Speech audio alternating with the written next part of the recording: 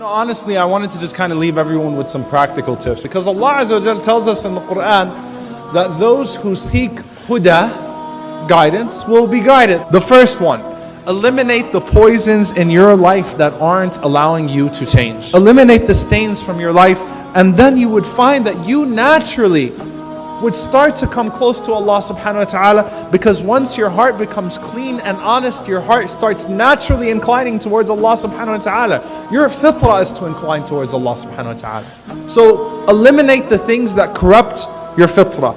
Number two, an ounce of prevention is better than a pound of cure. Some people, subhanallah, they wait for really bad things to happen. They wait to see the consequences of their sins before they change those things. An ounce of prevention is better than a pound of cure. What happens is that shaitan claws you, he digs you into this hole, or you dig yourself into this hole.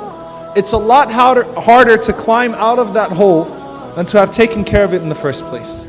Put aside the flaws you already have, don't go any further. Number three, anyone ever heard of the acronym KISS?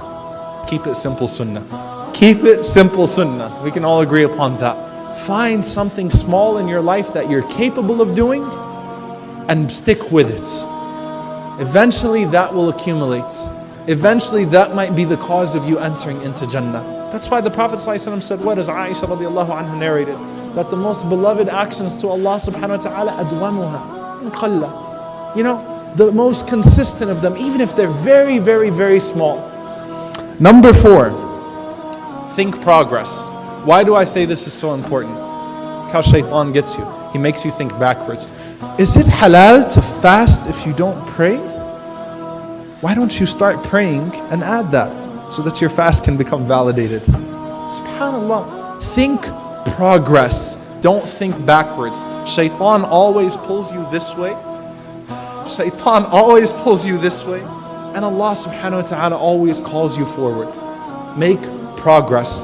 Number five, he said, on your way to becoming a good Muslim, don't become a crappy human being.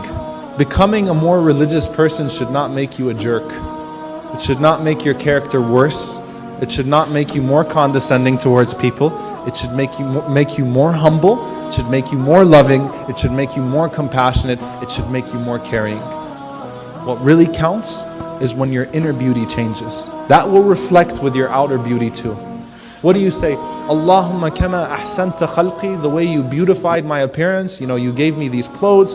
You allowed me to change into this new pair of clothes. You created me, with some form of symmetry. What do you say next? Ahsin khuluqi. Correct, beautify my inside.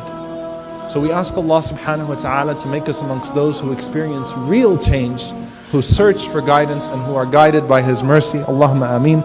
جزاكم الله خيرا. أقول قولي هذا واستغفر الله لكم والسلام عليكم ورحمة الله وبركاته.